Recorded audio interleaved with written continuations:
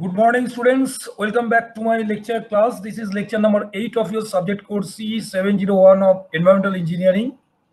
Now, in continuation of my 7th lecture, that is the topic was discussed on the water quality parameters. Last, I remember that I have mentioned I have discussed the hardness of water, that is the chemical characterization or chemical parameters we are discussing. So, in continuation of this, today I will start from the same thing, that characterization of drinking water, characterization of drinking water, the other parameters which was not discussed earlier. So in continuation of the same topic, the quality parameters, today I will start the topic, that is the item alkalinity. First I am going to deliver what is alkalinity. Alkalinity is one of the characterization or the parameter of the water, which is a measure of the water's ability, that means water's capacity to neutralize acidity. We want to see how much alkaline the water is. What is the alkalinity of water? That means more the alkalinity means it has a more capacity to neutralize the acidity. That is the thing, that feedback we can get from alkalinity of the water. Why alkalinity is present in water? It is due to the presence of salts of weak acid. So an alkalinity test measures the level of bicarbonates, carbonates and hydrocarbonates, that three basic ions. One is the hydroxide OH minus, CO3 2 minus, that is the carbonate, and HO3 minus, that is the bicarbonate. That three ions are responsible for measuring the alkalinity present in the water. Actually, we are going to find out these three ions. We are going to find out the alkalinity in water, means we are going to detect these three ions in the water. Now, this is expressed as, just like hardness, this is expressed as ppm or milligram per liter as in the scale of calcium carbonate. That means I am going to say that the alkalinity is expressed as ppm as calcium carbonate, that is milligrams as milligram per liter as CaCO3.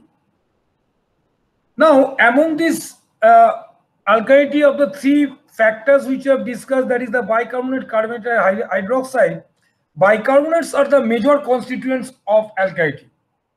That means its presence is maximum compared to the other two. As for IS code limit, that means IS 10,500, the drinking water limit which is given by the IS code. There it is given that the acceptable limit of the total alkalinity as CaCO3 is 200 milligram per liter, and the permissible limit of the same is 600 milligram per liter. Now, presence of alkalinity gives bitter taste in water.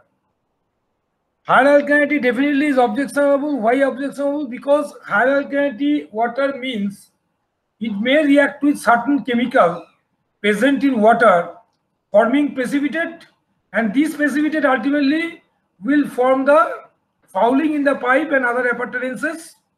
So alkalinity higher value will not be accepted. So that is why the recommended value, acceptable value, is the 200 milligram per liter, and the permissible value is the 600 milligram per liter. Now there are two types of alkalinity. One is the phenolphthalein alkalinity, and another is the total alkalinity. Phenolphthalein alkalinity is determined indicating the using the phenolphthalein indicator in our lab. We show in our lab class, and the total alkalinity is determined with the indicator in the titration process with the indicator, that is the methyl orange indicator, and the titrant is sulfuric acid, concentrated sulfuric acid. So what is phenolphthalein alkalinity and what is total alkalinity? In phenolphthalein alkalinity, actually this alkalinity gives the total hydroxide and half the carbonate level. Why half the carbonate level? Because hydroxide valency is 1 and the carbonate valency is 2. So the hydroxide ion is completely removed and 50% of the carbonate is removed by phenolphthalein alkalinity. And total alkalinity indicates the presence of bicarbonates, carbonates and hydroxide present in water. So again I am telling that the phenolphthalein alkalinity is determined by titration using the methyl orange indicator. Phenolphthalein and alkalinity is determined by titration using the phenolphthalein indicator, and using with titration with sulfuric acid, concentrated sulfuric acid, and the total alkalinity is determined by titration using methyl orange indicator using the titrant sulfuric acid. In titration of for the phenolphthalein alkalinity in our lab, you will see when we will conduct the laboratory experiment that the phenolphthalein indicator will give the pink value, and our titration will continue till the pink color disappears. Similarly, after the methyl orange indicator will wait the titration till the color comes to green, yellow. So this is the two alkalinity I have discussed. Now the chloride. Chloride is the sodium chloride is the main substance in water as a chloride. Other chloride also, but the predominant component which we have found day to day in our drinking water, that is the sodium chloride. Because the natural water near the mines, say for example, or the sea, have the dissolved sodium chloride. That chloride is determined by titration with standard silver nitrate solution using potassium chromate as an indicator. Now chloride increases the, what is the, why the permissible value of chloride is needed? Too much value of chloride, it gives the electrical conductivity of water, and thus it increases the corrosivity. So it will damage the metal pipes. Not only that, the chloride reacts with water, metals in water, producing the soluble salts, thus increasing levels of metals in drinking water. So there should be some limiting value of the chloride, and as per IS code 10500, the acceptable value of chloride in drinking water is 250 milligram per liter or ppm, and the permissible value of the same is 1000 milligram per liter. So this is about the chloride, the chemical parameter I have described. Now I am going to tell a very, very important parameter without of which no fundamental treatment of the water cannot be done, that is the pH value of the water. pH value of the water, what is pH? That I have to tell first. pH is an indicator of acidity and alkalinity. That means with the pH value, we can conclude the water is acidic or alkaline. And it refers a logarithmic scale. Logarithmic scale means pH is nothing but it is expressed as a inverse of log base 10 hydrogen ion concentration, or pH equal to minus logarithm base 10 hydrogen ion concentration.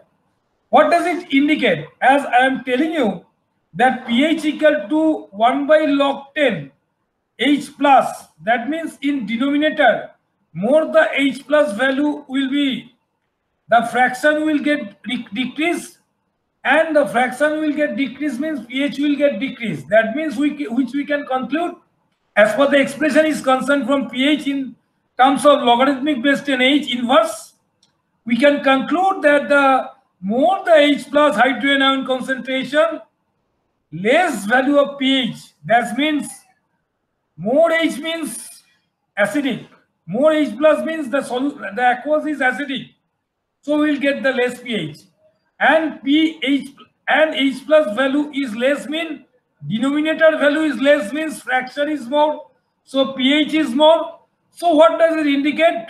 Less H plus means it is the alkaline nature of the water is alkaline, so we are getting the more pH. So more pH gives the alkaline value of water, and less pH gives the acidic value of water. Also, in logarithmic scale, there are the boundary condition is also there. Suppose 7, pH equal to 7 corresponding to this point, it is called the neutral water, neither acidic nor alkaline. So if we plot the logarithmic scale of pH, horizontal logarithmic scale, and if we take the values leftwards, that is less than 7, So in x-axis, all the values less than 7 will denote it is acidic.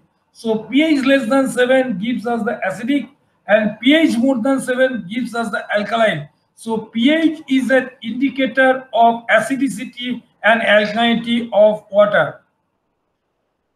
Now I am giving an example. Suppose in a sample it is given that H plus, the hydrogen concentration is given in 2.4 into 10 to the minus 9 moles per liter. Moles per liter, it is the unit of concentration of ion. So it is given. Then what will be the pH value? As we know that pH is minus log 10 H plus. So summing up, the minus log 10 H plus means just substituting the value of H in as 2.4 into 10 to the minus 9 and computation log base 10 minus log base 10 2.4 into 10 to the minus 9 will give the value pH equal to 8.62. That means it is alkaline. Now in IS code 10500, it is recommended both the acceptable and permissible value pH between 6.5 to 8.5. That is less than 6.5 we won't reject, we won't accept, it will be rejected. More than 8.5 it will be rejected. So it will be accepted in the between 6.5 to 8.5 as per the IS code is concerned. So this is all about the pH. Now this pH hardness, whatever you have discussed, will definitely have some numerical problem solution in the next lectures, that is the 9th lecture, where our further clarification, where our further queries will be clarified, will be more clarified. The queries will be more clarified when you go on solving the numerical examples, numerical problems related with the hardness and the pH, the corresponding parameters, and these questions usually come in the exam. Now this is all about the pH. Next again we will be discussing in numerical session of the pH topic. Now the total solid we will be discussing, that is also the chemical parameter, and this total solid composed of the suspended solid, dissolved solid, volatilized solid, all these things. Now what is the suspended solid? The amount of filterable solids in water sample filters are dried and wet. That means in the laboratory, if we take a funnel and that funnel is wrapped with that filter paper, Wattsman filter paper, and if we pour water, the filterable solids which will be arrested by the filters, that are called filterable solids, that will be laid on the filter, and after the filter drying in oven dry process at 105 degrees centigrade in the hot water oven, after 24 hours after cooling, taking from the oven, if the filter paper wets, then it will give us the dried and wet, then it will give us the suspended solid. This is one procedure by wetting, by taking the weight of the dry filter paper after drying oven. This is one procedure. Another procedure I am going to tell that you have to, if you pass through the water through the filter paper and the solids that pass through the filter paper, that means it will be in a soluble state. So that's why it is not arrested by the filter. And that water after oven dry, if you take the weight of the beaker, where you pour the water after through the filtration, that means where the solid pass through a filter and falls into the beaker, that beaker, if you after drying and the residue, if you can take that weight, will give you the dissolved solid. In the similar phenomenon, the total solid weight after drying the beaker, there also can be taken. So total solid minus dissolved solid is the suspended solid. So this the process will be taken care in your laboratory classes. Now as per IS code, let us see what about the acceptable limit and the permissible limit. The acceptable value of the total dissolved solid, it is mentioned here in the IS code petrol dissolved solid, it is mentioned that 500 milligram per liter is the acceptable limit and the permissible value is 2000 milligram per liter. So this is the total solid dissolved solids we have to maintain, and after necessary treatment has to be done if it exceeds the limit as per the value mentioned in the code. Now metals in the lower legs allow us determine what processes are proceeding within sediments. During concentration event, that means in the summer dry time, when evaporation occurs, low inputs, flow is less, then the concentration of metals are expected to increase because dilution is less over there. Oppositely, if we think about the flooding events, that is the rainy season, then the stormwater will be more, so the volume of metals will be diluted and expected to reduce.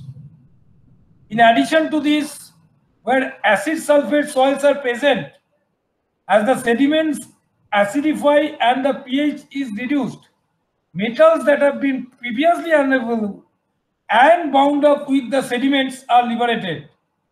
This increase in metal concentration can be used as an indicator of acid sulfate soil impacts. What acid sulfate soil impact, what we have seen has done? The acid sulfate soil impact, it basically releases the material which is bound up with the sediment. So that's why the metal has come up, because sediments acidify. So metals which is previously unavailable and bound up within the sediment, that are being liberated with the impact of the sulfate soil, acid sulfate soil. Again, there are so many metals. In short, I am just briefing you because just for your curriculum purpose, these are the things which is in your syllabus, as per the IS code, the permissible and acceptable limit are same in some metals, and some other metals the permissible and acceptable limits are different. Let's see. For iron, as per IS code, the acceptable and permissible both are same, that is the 0.3 milligram per liter. For silver, it is 0.1 milligram per liter, same for acceptable and permissible. Zinc, acceptable limit is 5 milligram per liter and the permissible limit is 15 milligram per liter. Chromium, basically prone to carcinogen, it is basically prone to carcinogen. Somehow leakage of wastewater in the water may be contaminated with the chromium. So it is basically the chrome tannery industries wastewater. This chromium is basically the source. So chromium, I am just giving you one example. So total chromium, both in case of permissible as well as the acceptable limit in IS code, is 0.05 milligram per liter. Mercury, that is the 0.001 milligram per liter. Lead, 0.01 milligram per liter. Cadmium, 0.003 milligram per liter. Aluminium, acceptable limit is 0.03 and the permissible limit is the 0.2 milligram per liter. So this is about the metal permissible limit, acceptable limit, which you have to maintain for in the test in water before going for any treatment. These are under the chemical portion of the parameters of water. Now let us discuss about the nitrogen component. Nitrogen component are in the form of 4. In the before the nitrogen component, I must see 2 other mineral component, that is the arsenic and fluoride. Very important. That I must tell you that arsenic and fluoride, these 2 are equally important, very important, because first I will discuss the arsenic. Now long-term exposure to arsenic actually this is basically found in the source of groundwater, not in surface water. So arsenic basically a problematic features in the groundwater. So the long-term water extracted from the groundwater, that has to be cautious whether the arsenic is there or not. Now the long-term exposure to arsenic from drinking water can cause cancer and skin lesions. It was also seen associated with cardiovascular disease, diabetes, all these things. And early childhood exposure has been linked to negative impacts of cognitive development and increased deaths in young adults. So nowadays arsenic is very, very alarming in the society, basically in the village where the tube water, that is the groundwater source we are using, and that has to be tested, that is within the allowable limit or not. And in IS code it is mentioned that the acceptable limit of the arsenic in water is 0.01 milligram per liter, and that in the permissible limit it is mentioned as 0.05 milligram per liter. So it has to be checked that whether it is in the permissible and acceptable limit or not before using the water. Fluoride. Fluoride is a mineral, I can say. What is fluoride? If fluoride content is less than 1 ppm, because the acceptable limit is 1 milligram per liter, and the permissible limit is 1.5 milligram per liter, because minimum value of fluoride to some extent is required in the water, because fluoride nil there may be some problem, because 1 milligram per liter is the minimum value which you have to maintain. Again we have to maintain the maximum value 1.5 milligram per liter of the fluoride, because if fluoride is minimum than 1.1 ppm on 1 milligram per liter, then the problem is that it forms cavities in the teeth. And if oppositely we can see, if it exceeds 1.5, then the discoloration of teeth, deformation of bones, these problems we have to face. This is also called the mottling of the teeth. So discoloration of the teeth and the bones deformation will be occurred if it is more than value, that is more than 1.5. So fluoride limiting value we have to maintain as 1.1 ppm to 1.5 ppm. So there is a bad effect of fluoride as well as there is a good effect of fluoride simultaneously I have discussed. Now, the nitrogen content. The presence of nitrogen in the water indicates the organic matter presence, because the presence of organic matter in the water, then only it is the indication of nitrogen we can see. And in 4 forms it may be existed. Number 1 form is the free ammonia. Number 2 form, it is the albuminoid nitrogen. Number 3 forms nitrates, and number 4 forms nitrates. As I am telling serially from first to fourth, that means what does it indicate? The free ammonia indicates just first stage of decomposition of organic matter. That means the organic matter decomposition just started, and its value should not exceed 0.15 milligram per liter. Now, what is albuminoid nitrogen or the organic nitrogen? The quantity of nitrogen present in water in the form of undecomposed organic matter. That means the nitrogen is free, still the organic matter is not decomposed. Decomposition of organic matter yet to be started. So, just started, that is the albuminoid nitrogen, or yet to be started. And first stage of decomposition, that is the ammonia. Already it is started the decomposition, and it is the first stage of decomposition, that is the ammonia. Second stage of decomposition, now I am coming to the nitrate, because the presence of partly decomposed organic matter. And final stage of decomposition of the whole organic matter, that is the nitrates, NO3. So according to the decomposition of the organic matter, the different stages of nitrate is ammonia, nitrates, and nitrates we are observing. Now nitrates, as I told you, the final decomposition of the organic matter, that means fully oxidized organic matter. And there also the limit fixed in the IS code, that the acceptable as well as permissible limit, both I am saying the nitrates value should not exceed 45 milligram per liter.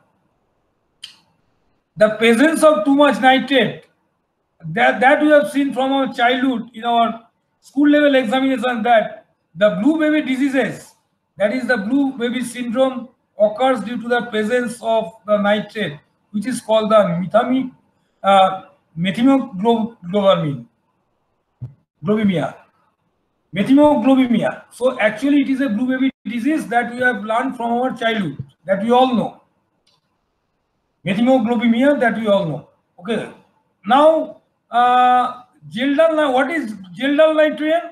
That is the free ammonia plus aluminum nitrogen. That is the Gildal nitrogen. That means still that time the decomposition for nitrites and nitrates, that is partial and full decomposition, has not started. Now some dissolved gases, I must say, regarding that water quality parameters. What are these? Methane are the explosive gas. H2S, hydrogen sulfide, bad smell like rotten egg. That you also learned from our childhood in chemistry and school life. CO2 indicates the biological level. Then it indicates presence of organic matter. Why? Because since organic matter are there, so oxygen deficiency is there. So dissolved oxygen for oxidation of the organic matter was consumed. So that's why the carbon dioxide forms. So it indicates that. Nitrogen indicates the presence of organic matter, as I have told you earlier. Now this is a thing, BOD, this is not the topic which we have to discuss in the drinking water, that will be discussed in the wastewater. Now coming to the last portion of the water quality parameters, that is of my 8th lecture, water quality parameters. That is the last topic I will discuss today, is the bacterial and microscopic characteristics. Very, very important and interesting too. Bacteria, some terminology, let me clarify you what is the terminology regarding that bacteria. I am telling you that aerobic bacteria, it is basically require the oxygen. That means bacteria which survive with presence of oxygen is called the aerobic bacteria. In simply, bacteria which survive without the presence of oxygen, it is called the anaerobic bacteria. And bacteria which can survive with or without the presence of oxygen, this is called the facultative bacteria. Through some specific of bacteria may be helpful in cleaning of water, but other pathogenic bacteria are harmful. The presence of pathogenic bacteria can be tested by counting the presence of coliform. Actually, we are interested to find out the pathogenic bacteria which are creating disease in the human health. And for that, we are, because bacterial test is very, very complex work, but to carry out the coliform test, it can be completed 1 or 2 days. So very quick test can be identified whether the bacteria present in water or not. So we are conducting in our lab for that purpose the coliform test. So coliform index, first you have to know that used to measure the coliform bacteria present in water sample. Now, as I am highlighting the coliform test, I must say what is coliform. Coliforms are important harmless aerobic microorganisms which are found residing in the intestines of all warm-blooded animals, including human beings.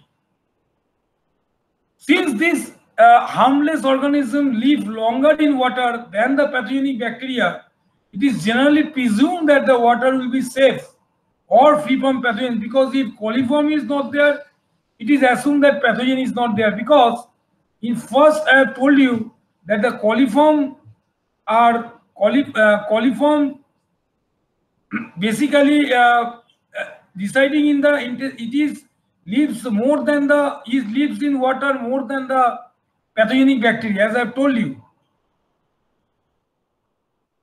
Now, it is generally presumed that water will safe free from pathogens if no coliform bacteria is present in it. And how we can conclude this statement, that from pathogens, if no coliform bacteria are present in it and the water are free from pathogens, why we can conclude? Because it lives much more time than the pathogenic bacteria in the water. So this is the thing, this is the guideline for detecting the bacteria in the water.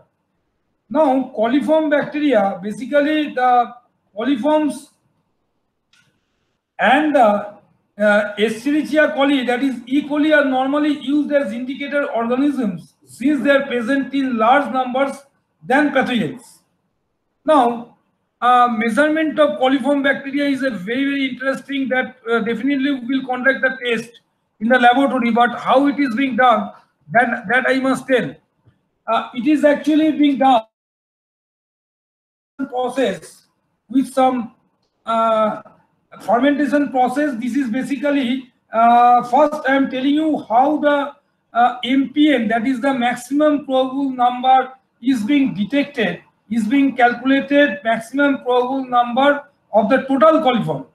And if this total coliform will be done, then we can conclude from the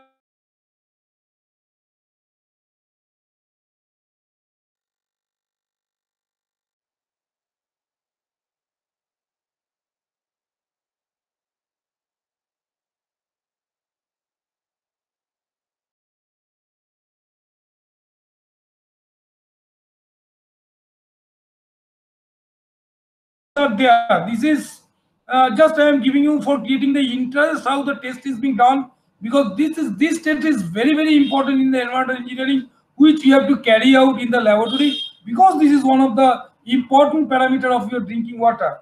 So 15 sets of test tubes are there. Now 5 each 5 sets. You just consider the each 5 test tubes of 1 sets, 2 sets, and 3 sets. So first 5 sets as one, first 5 as 1 set. First stage, what you will put now 10 ml lactose growth per 10 ml samples. Second 5 tubes will put 10 ml lactose growth per 1 ml sample, and last 5, that is 15 minus 10, last 5 sets of test tube will contain the 10 ml lactose growth per plus 0.1 ml sample. So what we have done, in each 5 sets we have varied the sample, we have given the same volume of lactose growth, that is the 10 ml, but we have just varied the quantity of the sample of water which is to be tested. So 10 ml, 1 ml, 0.1 ml, this type of concentration we have changed, sample concentration we have changed. Now, ultimately, what has to be done? There are the Durham tubes. First of all, before carrying out the test, all the tubes, the Durham tubes, beakers, all glasswares, cotton, which will be used for cotton plus, all these things has to be sterilized in the autoclaves. Autoclaves, it has to be placed in the autoclaves at a high pressure, and just like pressure cooker in our kitchen, you have seen similarly phenomenon. In the high pressure, it has been sterilized. Yeah, it has to be sterilized before the experimental process. After the sterilization process, what we are doing now, basically we are doing the lactose growth are put in autoclave to sterilize each experiment. Then they are cooled down. All the after the sterilization process, all the appurtenances, including the consumables, are being cooled down. And after that, we put specific quantities of water samples, as I have mentioned you, 10 ml, 1 ml, 0.1 ml, in different 5 sets of the test tubes, and we put the Durham tubes over there. We have put the lactose growth over there, and for 24 hours, 35 degrees centigrade, it has to be placed in the bacteriological incubator for incubation purpose. That means in this incubation time, we are allowing coliforms ferment lactose growth producing a gas. Now, tubes in which bubbles will be present are known as positive tubes. That means bubbles means gas, I mean to say, and which bacteria will be, that means positive means the bacteria will be present, and tubes in which bubbles will not be present are known as negative tubes, which indicates absence of bacteria. So by means of physical observation from the bacteriological incubator after 24 hours, that means after inserting into the bacterial incubator, 24 hours will be given, and after 1 day you have to physically observe whether the gas or bubble is formed or not. So positive numbers where bubble is formed, negative numbers bubble not formed, that observation has to be noted. And what will be the value of the MPN per 1000 ml, that has to be calculated as the maximum probable number MPN divided by 100 equal to the number of positive tubes into 100 divided by square root of milliliter sample in negative tubes into milliliter sample of the all tubes. All these details will be carried out in the laboratories, but this is the most practical things we must highlight. So definitely the experimental part I must share to you while carrying out my lecture notes. Then it will be helpful for carrying the laboratory tests in the laboratory also. So CPHO manual gives us total coliform count equal to 0 and fecal coliform count equal to 0. Before that, I must say what is fecal. Now, the fecal coliform is a part of the total coliform which is present in humans and animal excreta. These are pathogens which cause diseases in the human body. Now they are present in the excreta of animals and human and contaminate drinking water. We find out the presence of bacteria in our water sample for this test. So this is the most easy and time consuming test. So that's why we are using the coliform test. Now, first of all, we by the lactose broth, we use the total coliform test. Then we can go for the another culture, that is the Escherichia coliform medium. Escherichia coliform medium for finding out the fecal coliform maximum probable number, which will be response, which we must know whether it is presence or not, presence, whether it is present or not in the water, and that gives us the pathogenic bacteria. And these are the responsible for producing the disease in our human body. So this is the thing all about of that the parameters of the water, that is I mean to say the drinking water. So physical last 7th and 8th today's lecture has already covered the total parameters of physical, chemical, biological, that means the bacteriological that we have discussed, and these parameters has to be checked as per the values given is IS 10500 code, that is the drinking water permissible code. I can post my lecture related with the water quality parameters, what you have discussed in last 2 classes, that is 7 and 8 lectures today. We'll post it in Google Classroom. Kindly have a glance, please.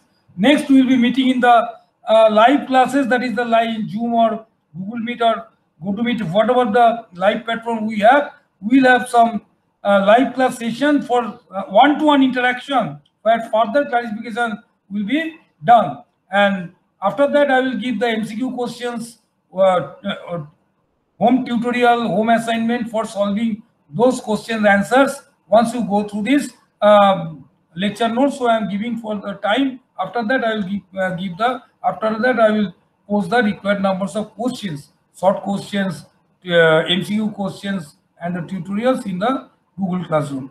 Thank you. Have a good day.